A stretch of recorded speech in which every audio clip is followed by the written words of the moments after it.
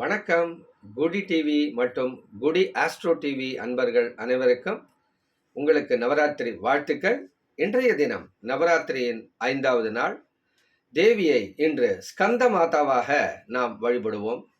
ஸ்கந்த மாதா பரமசாந்த ஸ்வரூபிணி, தாய் உள்ளம் கொண்டவள். அவள் தன் மடியிலே ஸ்கந்தன் என்றால் முருகனை அமர வைத்து, இரு கைகளிலே தாமரை புஷ்பங்களையும் ஒரு கையிலே அபயமுத்திரையும் இருக்கிறாள். முத்திரை காமித்து கொண்டிருக்கிறாள். அந்த இரு கைகளில் இருக்கும் தாமரை மலர்கள் செல்வச் செழிப்பின் அறிகுறியாகும். கையிலே ஸ்கந்தனை அமர வைத்தவள் குழந்தைகளை காப்பாற்றும் தெய்வமாகவும், பிள்ளைகளுக்கு தேவையானதை அள்ளித்தரும் இன்பமான தாய் உள்ளம் கருணை குறிப்பதாகும். அபயமுத்திரை, வரத முத்திரை நமக்கு பக்தர்களுக்கு வேண்டிய அபீஷ்டங்களை அள்ளித் தருவதாகவும் குறிக்கிறது. இந்த தேவி, இந்த ஸ்கந்த மாதாவை இன்று நாம் பக்தி சிரத்தையோடு வழிபட வேண்டும்.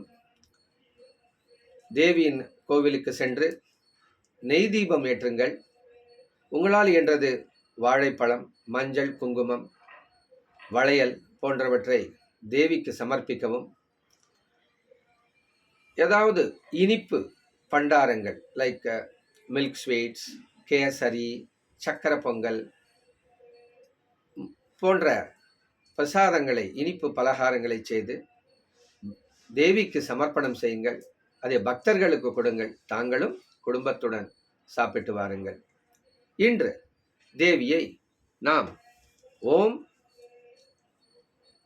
ஓம் ஸ்ரீம் ஸ்கந்தமாதாயை நமக, ஓம் ஸ்ரீம் ஸ்கந்தமாதாயை நமக, ஓம் ஸ்ரீம் ஸ்கந்தமாதாயை நமக என்ற நாமத்தை கொண்டு அந்த தேவியை வணங்கினால் செல்வச் செழிப்பு நன்றாக இருக்கும். வாழ்க்கையில் இருக்கும் தடைகள் நீங்கி, முக்கியமாக பிள்ளைகளுக்கு மிக நன்மைகள் வழங்குவாள். நமது பிள்ளைகளின் வாழ்க்கையிலே இருக்கும் துன்பங்களை களைந்து வேண்டிய அபீஷ்டங்களை அள்ளித்தரும் சிறப்பான நாள் இன்று. ஆகையால் தவறுவிடாதீர்கள். தேவியை நன்றாக வழிபடுங்கள். லலிதா சகஸ்ரநாமம் பாராயணம் செய்யுங்கள். சண்டி பாராயணம் அல்லது தேவி மகாத்மியம் படியுங்கள். அஷ்டோத்தர சதநாமங்களால் தேவியை மலர்களை கொண்டு அர்ச்சனை செய்யுங்கள். குங்குமார்ச்சனை செய்யுங்கள். உங்களால் இயன்ற அர்ச்சனை செய்து அம்பாளை துதித்து அவளுக்கு பிரியமான மலர்கள், மஞ்சள், குங்குமம், இனிப்பு பலகாரங்கள் போன்றவை தாராளமாக தேவிக்கு சமர்ப்பித்து உங்களுக்கு அறிந்த சுமங்கலிகளுக்கு கொடுக்கலாம். தாய்மார்களுக்கும் குழந்தைகளுக்கும் வழங்கலாம். அவர்களுடைய ஆசையை நாங்கள் பெறலாம். இப்படி தேவி ஸ்கந்த மாதாவை மனதார நினைத்திக்கொண்டு நாமத்தை உச்சாரணம் செய்து கொண்டு உங்களுடைய அனுதின நித்திய கர்மாக்களை, அலுவலக வேலைகளை சிறப்பாக செய்யுங்கள். தேவியின் அருளை பெறுங்கள். மீண்டும் அடுத்த பதிவில் சந்திப்போம். வாழ்க வளமுடன். உங்களுக்கும் அனைவருக்கும் என்னுடைய பிரார்த்தனைகள். அந்த தேவியின் ஸ்கந்த மாதாவின் அருளாலே அனைத்து சிறப்புகளும் ஏற்பட வேண்டும்.